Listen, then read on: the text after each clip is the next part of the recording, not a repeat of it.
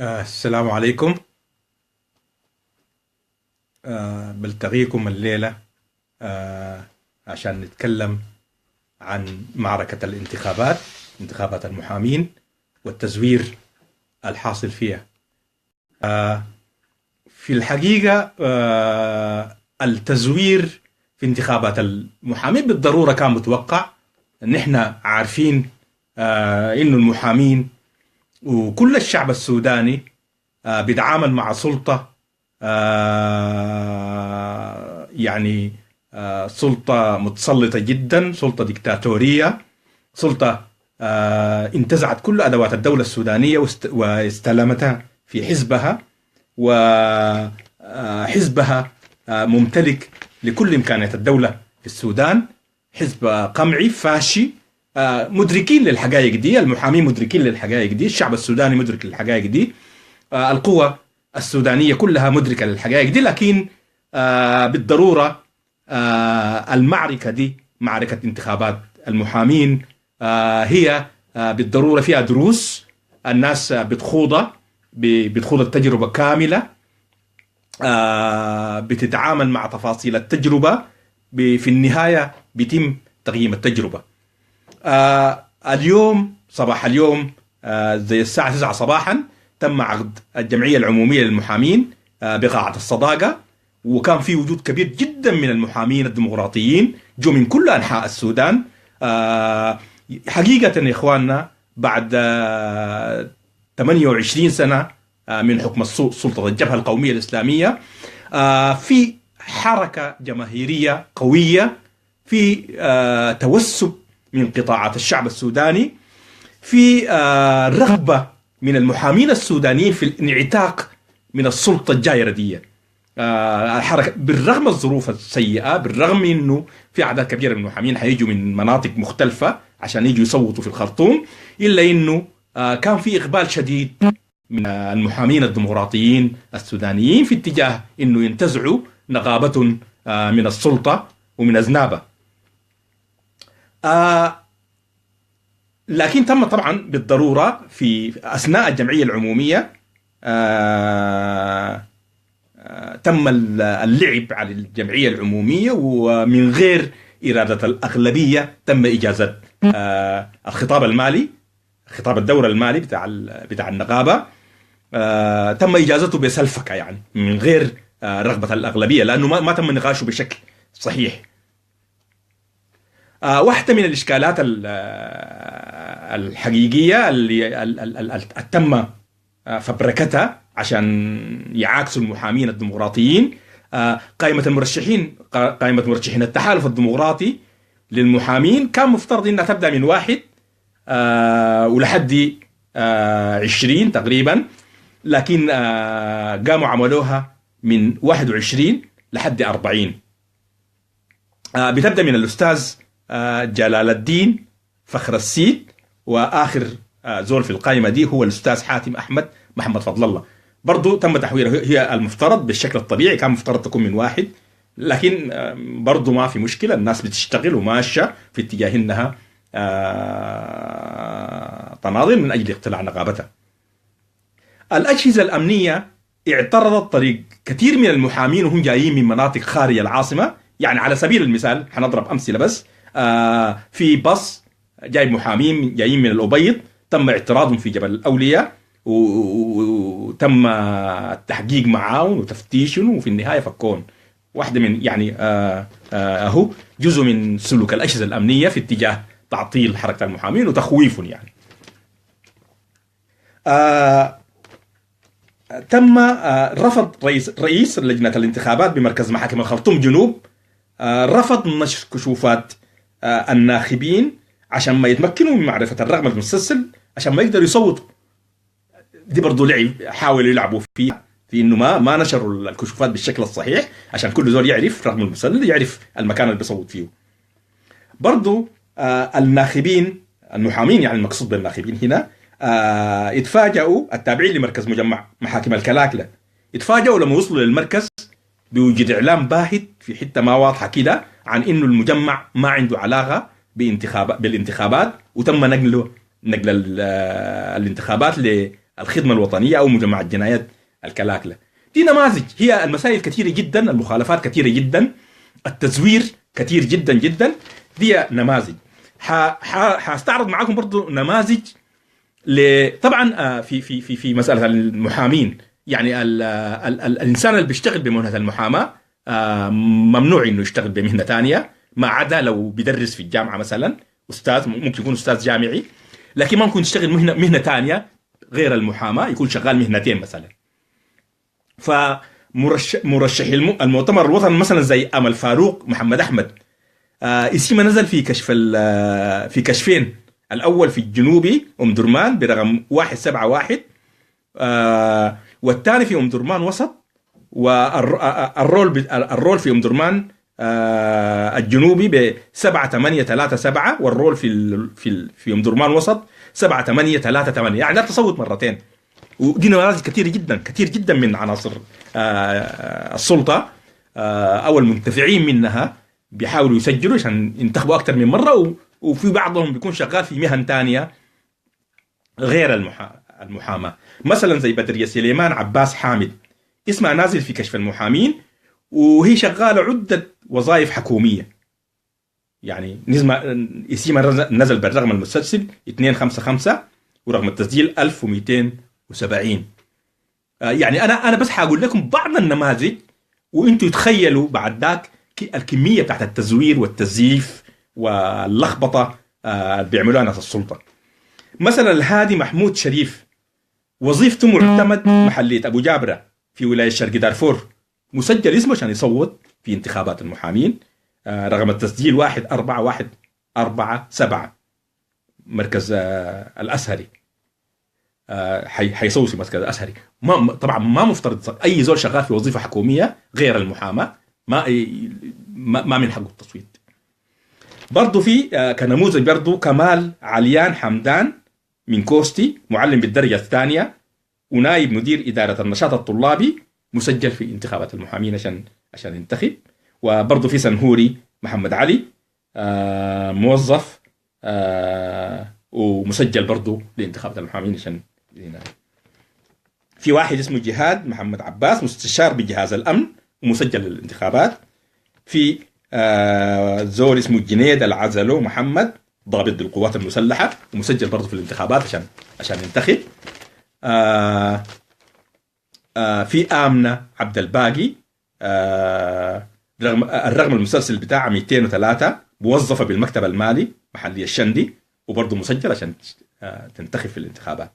في سيف الدين يحيى أحمد، موظف بمصلحة الآثار شندي ومسجل عشان يشارك في الانتخابات. التزوير كثيرة، حالات التزوير كثيرة. المتوقع انه طبعا كثير جدا من الحالات اتقبضت، حالات كثيرة، وفي حالات ما تكون اتقبضت. وزي ما قلنا حتى في الجمعية العمومية في قاعة الصداقة تم سلفكة إجازة الخطاب المالي من غير انه الاغلبيه في الجمعيه العموميه تجيزه. لكن هنا في فوائد كثيره جدا من خوض الانتخابات، خاصه يعني الحاجه المميزه لانتخابات المحامين المره دي، يعني المعركه دي،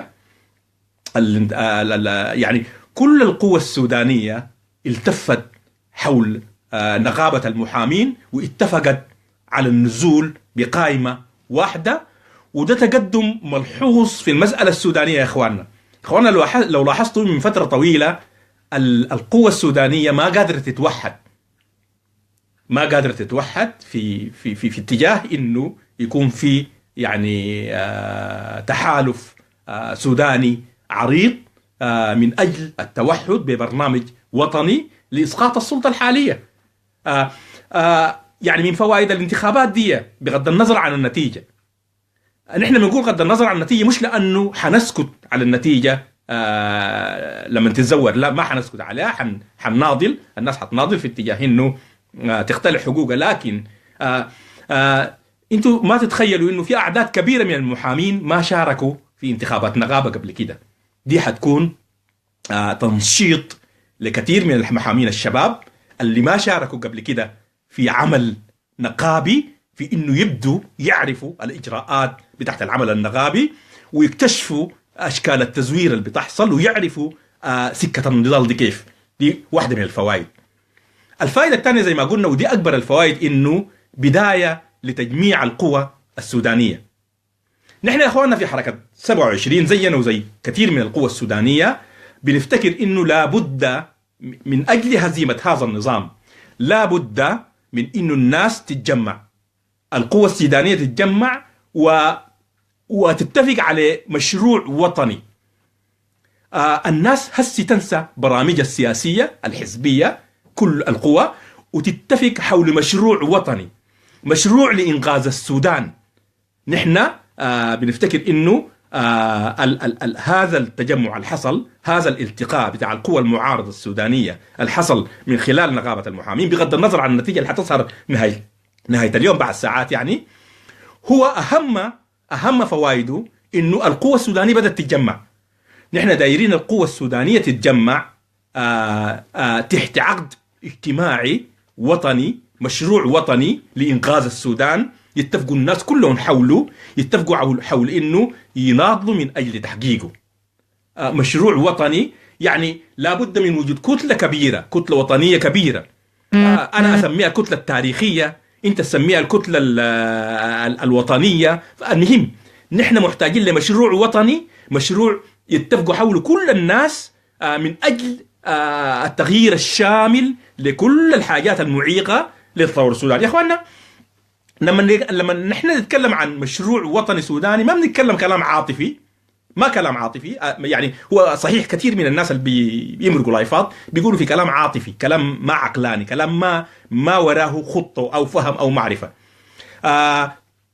يعني انا عشان اشرح مساله شنو يعني المشروع الوطني، انا قدمت اكثر من 9 أو 10 حلقات عن غياب المشروع الوطني، التنميه السياسيه والثوره، وكلام ما جايبه يعني هو نتاج المعرفة الإنسانية، المعرفة المطروحة في الدنيا دي، نتاج لحياتنا مع في الشعوب الثانية، وشفنا كيف بيطوروا بلدانهم، وشفنا كيف بيتفقوا حول المسائل الوطنية. يعني حتى الدول المتقدمة اللي نحن عايشين فيها دي لما تجي المسألة لمسألة مصلحة أوطانهم كل القوى السياسية بتقيف مع بعض عشانها. نحن وصلنا للمرحلة دي يا شباب، نحن دايرين الناس كلها تتفق حول مشروع وطني، مشروع لإنقاذ السودان، عقد اجتماعي نشوف فيه كل الإشكاليات الحاصلة في تاريخ السودان دي، نضع حلول لها، نتفق كلنا حولها، نمشي لقدام. بفتكر إنه أو نحن في حركة 27 نوفمبر نفتكر إنه الانتخابات دي بداية لتجميع القوى الوطنية السودانية، بداية لإنه الناس تأجل مسألة الصراع السياسي حول برامج الحزبية في اتجاه مسألة وطنية لإنغاز البلد. الوقت خلاص، يعني الظروف قاهرة.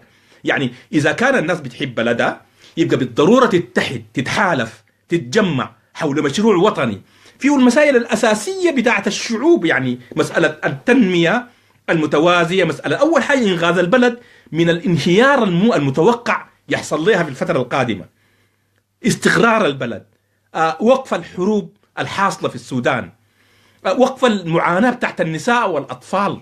إخواننا يعني إن كان في الخرطوم أو في أطراف الخرطوم أو في أطراف السودان في دارفور أو في جنوب النيل الأزرق أو في جبال النوبة، المعاناة بتاعت الأطفال والنساء، يعني الكلام ده في الخرطوم ولا في أطراف السودان؟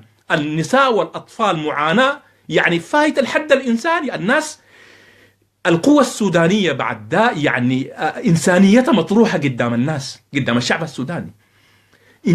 جاء الوقت لا يمكن الانتظار أكثر من كده. الناس بتموت من الجوع في الخرطوم، بتموت من القتل في دارفور في جنوب كردفان، بتموت من السينايد والذئبق في شمال السودان، بتموت من السل والمجاعة في شرق السودان. في ظل شنو؟ عشان تقتنع القوة السودانية بأنه لا يمكن الانتظار أكثر من كده. يعني حان الوقت لأنه الناس تأجل مشاريع الحزبية في اتجاه مشروع وطني. ومسألة المشروع الوطني دي ما معقدة، يعني عندنا الاقتصاديين السودانيين مستعدين يقعدوا يعملوا مؤتمر اقتصادي فيه الحاجات الأساسية اللي بيتفقوا حولها كل الاقتصاديين السودانيين من مسألة إنغاز الاقتصاد السوداني. وهكذا القانونيين السودانيين مستعدين يقعدوا في مؤتمر يجمع كل القانونيين السودانيين في اتجاه يعني انتخاب دستور للسودان يرضي كل الشعوب السودانية. وهكذا يعني عندنا الإمكانات الأكاديمية في كل المجالات. ولو يعني لو السياسيين والحل سياسي، السياسيين لو قبلوا بأنهم تواضعوا، السياسيين في الحضر وفي الريف، السياسيين في الشايلين البندقية واللي بيتكلموا في الخرطوم، كلهم لو تواضعوا مع بعض واتفقوا على انه هذه البلد تستحق انه بعد ترتاح، يعني كفاية جوع، كفاية موت، كفاية حروب، دايرين الناس تلتف حول برنامج وطني سوداني. فافتكر انه من افضل ما يمكن الخروج به من انتخابات المحامين هو التفكير حول يعني الكتلة الكبيرة دي، الكتلة اللي بتضم الأحزاب السياسية، منظمات المجتمع المدني، أطراف السودان، الشعوب السودانية كلها اللي عندها قضايا، كلها تجتمع مع بعض عشان تهزم السلطة دي وعشان تحل قضايا السودان.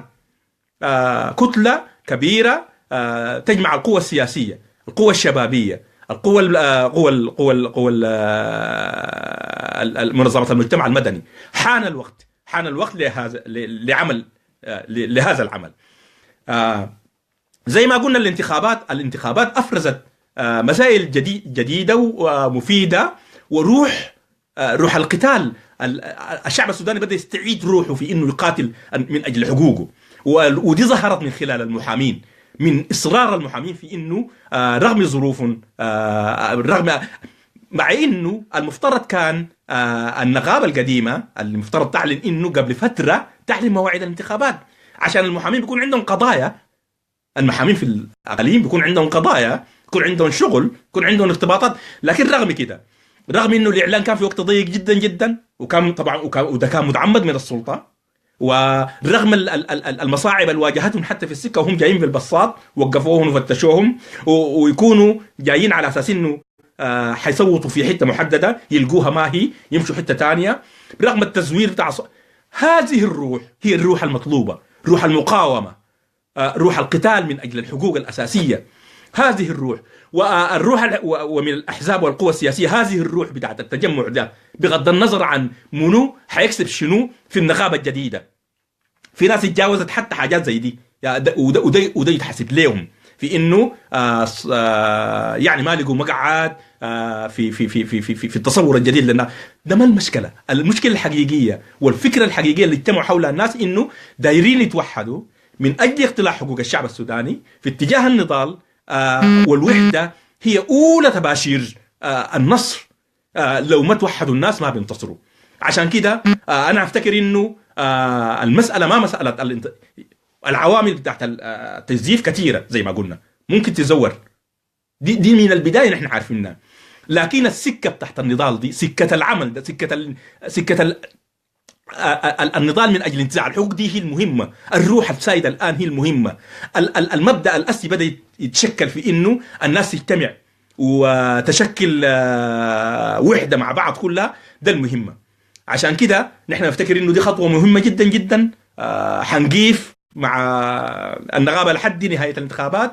بنفتكر إنه جاء الوقت المناسب من أجل تجمع القوى السودانية كلها، القوى السياسية والقوى في الريف والحضر،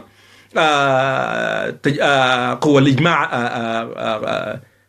منظمة المجتمع المدني، برضو نجمع معانا كل القوى المتضررة من الشمال والشرق والغرب والوسط والجريف الشرق والجزيرة، كل القوى المتضررة بشكل خاص من هذا النظام نجمعها معانا في اتجاه انه ننتخب مشروع وطني سوداني يحقق كل رغبات الشعوب السودانية، يحقق كل أمنيات الناس في دولة حقيقية. ومن هنا بيكون حققنا نص الطريق في اتجاه النصر.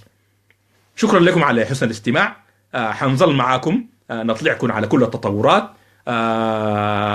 لا بد من وحدة القوة السودانية كلها، لا بد من كتلة تاريخية من أجل هزيمة هذا النظام. شكرا جزيلا، السلام عليكم.